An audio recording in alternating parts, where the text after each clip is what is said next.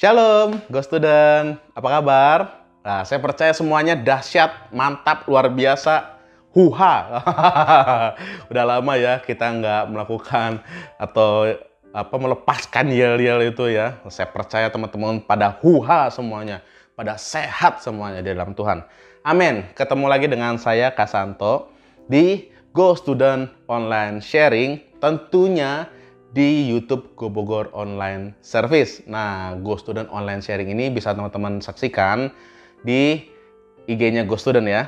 Ada di bawah nih IG-nya Go Student ya. Terus buat teman-teman yang belum subscribe, jangan lupa subscribe dulu di YouTube-nya Go Bogor. Langsung di sini nih. Nah, ada loncengnya juga tuh.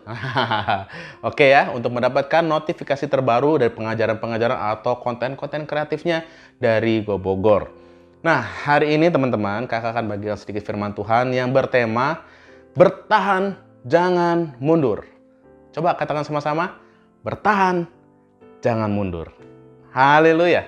Kita langsung buka ayatnya, yaitu dari Ibrani 10 ayat 35 sampai 39. Ibrani 10 ayat 35 sampai 39 dikatakan, sebab itu janganlah kamu melepaskan kepercayaanmu, karena besar upah yang menantinya.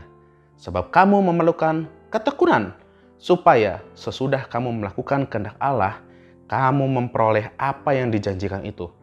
Sebab sedikit, bahkan sangat sedikit waktu lagi, dan Ia yang akan datang sudah akan ada tanpa menangguhkan kedatangannya. Tetapi orang-orangku yang benar akan hidup oleh iman.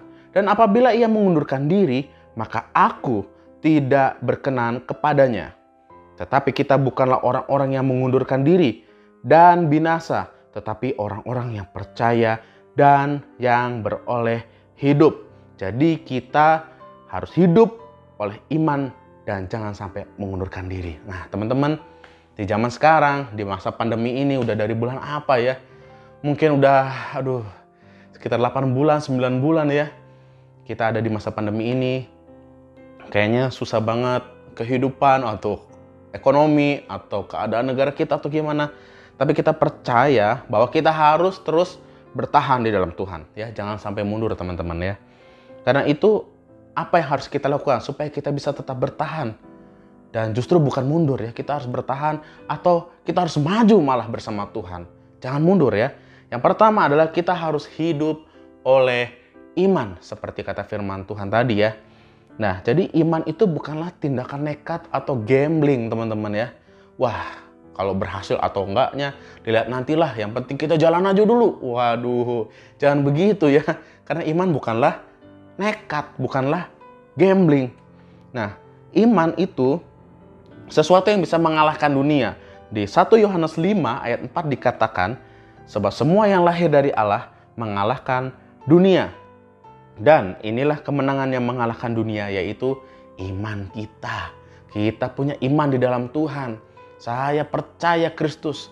Yesus Kristus adalah Tuhan dan Juru Selamat saya, satu-satunya dalam hidup saya. Itu iman kita. Iman kita juga bisa dilatih dari apa? Pendengaran akan firman Tuhan. Kan itu penting sekali teman-teman semua. Di masa pandemi ini kita harus mendekatkan diri lagi kepada Tuhan lewat firman Tuhan. Supaya apa? Supaya iman kita tetap kuat. Itu yang pertama. Hiduplah oleh iman di dalam firman Tuhan. Nah, musuh dari iman adalah tawar hati. Jangan sampai teman-teman tawar hati melihat kejadian ini. Kok melihat keuangan papa mama saya kok kayaknya gimana gitu. Saya jadi tawar hati. No. Nggak kayak gitu. Anda harus hidup di dalam firman Tuhan yang menghasilkan iman di dalam hidupmu. Perkatakan itu, lakukan yang benar sesuai dengan firman Tuhan. Saya percaya orang-orang yang hidup di dalam iman, hidup di dalam firman Tuhan, pasti akan bertahan. Bahkan dia akan maju, tidak akan mundur. Amin? Amin. Yang kedua teman-teman, bagaimana caranya untuk kita bisa bertahan dan tidak mundur? Yaitu kita harus memiliki ketekunan. Katakan sama-sama, ketekunan. Ya.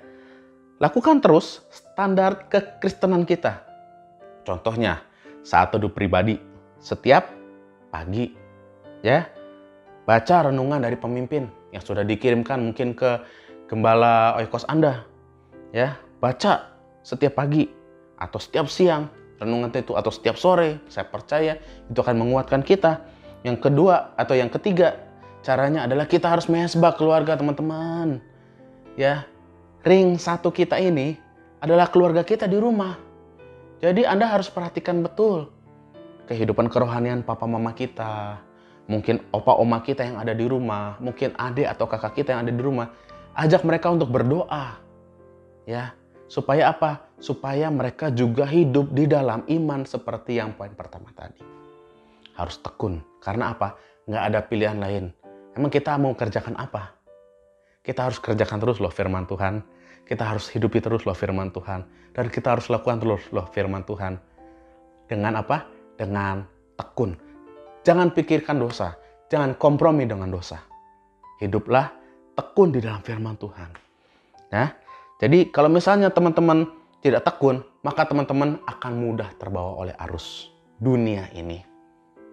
Ya, kayaknya waktu kemarin udah komitmen, pelayanan, itu ini. Tapi masa pandemi ketika semuanya tidak bersama-sama, komitmennya hilang. Karena itu harus tekun. Lakukan terus kebenaran firman Tuhan. Nah, oke. Nah, yang ketiga adalah hidup di dalam komunitas. Udah punya komsel kan? Udah punya oikos kan? Ayo, oikos yang rajin, komsel yang rajin ya. Ibrani 10 ayat 24 sampai 25 dikatakan, dan marilah kita saling memperhatikan supaya kita saling mendorong dalam kasih dan dalam pekerjaan baik. Janganlah kita menjauhkan diri dari pertemuan-pertemuan ibadah kita seperti dibiasakan oleh beberapa orang, tetapi marilah kita saling menasehati dan semakin giat melakukannya menjelang hari Tuhan yang mendekat, semakin giat melakukannya. Jadi harus semakin giat, semakin tekun. Hidup di dalam komunitas. Ya, saya percaya teman-teman yang hidup dalam komunitas, jalan hidupnya akan selalu bisa tetap di dalam tracknya Tuhan. Kuncinya apa?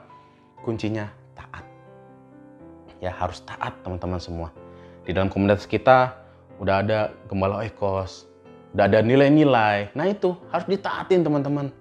Kalau kita hidup sendiri, kita tidak akan pernah menjadi lebih baik. Justru kita akan semakin terpuruk. Saya katakan sekali lagi, kalau kita hidup sendiri dan kita menjauh dari komunitas, kita akan lebih terpuruk dan tidak akan pernah menjadi lebih baik lagi. Jadi bersyukur buat teman-teman yang punya komunitas, punya komsel, ada di dalam oikos yang rajin ya. Oke, haleluya. Nah, yang keempat adalah kita harus bersyukur dan mulai melangkah. Nah, bersyukur dan bersyukur lagi. Wah, memang itu yang harus kita lakukan. Ya kan? Di Kolose 3 ayat 16 sampai 17 dikatakan, hendaklah perkataan Kristus diam dengan segala kekayaannya di antara kamu, sehingga kamu dengan segala hikmat mengajar dan menegur seorang akan yang lain, dan sambil menyanyikan mazmur dan puji-pujian dan nyanyian rohani, kamu mengucap syukur kepada Allah di dalam hatimu. Dan segala sesuatu yang kamu lakukan dengan perkataan atau perbuatan, lakukanlah semuanya itu di dalam nama Tuhan Yesus, sambil mengucap syukur oleh Dia kepada Allah Bapa kita.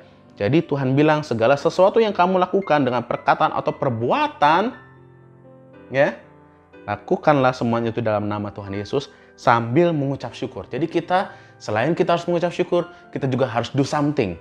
Ya, saya percaya teman-teman semua bisa jadi kesaksian kok dimanapun Anda berada, dengan Instagrammu, dengan sosial mediamu, dengan Twittermu, dengan Facebookmu. Saya percaya itu semua bisa dilakukan dan itu semua akan menjangkau area yang lebih luas, lebih besar, bahkan seluruh dunia.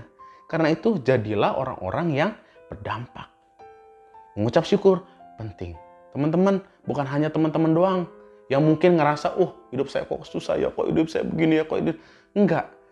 Ya rata-rata semua orang juga mengalami hal sama. Orang kita hidup di dalam pandemi yang sama, tapi jangan lupa, kita orang percaya punya Tuhan yang luar biasa. Ya, saya percaya itu teman-teman semua. Ketika hidup kita di dalam tangan Tuhan, di dalam Tuhan, melakukan kebenaran firman Tuhan, maka kita akan bisa bersyukur, melihat kebaikan Tuhan di atas segala macam pandemi ini, dan kita akan bisa terus melangkah maju. Jadi kita tidak hanya bertahan saja, tapi kita bisa melangkah maju. Oke, jadi kakak akan ulangin apa aja yang membuat kita bisa tetap bertahan, tidak mundur. Yang pertama, hiduplah oleh iman. Yang kedua, terus tekun atau tekun ya. Yang ketiga, hidup dalam komunitas. Udah pasti ini. Nah, yang keempat, bersyukur dan mulai melangkah. Oke, teman-teman, saya percaya teman-teman semua, kalau teman-teman hidupi semua ini, teman-teman akan bisa bertahan, bahkan teman-teman bisa akan maju. Jangan mundur, teman-teman. Saya katakan sekali, jangan mundur. Ya, karena Tuhan tidak berkenan ya kalau kita menjadi orang-orang yang mundur. Tapi kita adalah orang-orang yang kuat di dalam Tuhan. Katakan sama-sama, saya kuat di dalam Tuhan. Haleluya. Oke, sekian sharing dari saya, Kak Santo. Teman-teman tetap jaga kesehatan dan tetap jalankan protokol kesehatannya dengan sebaik mungkin ya.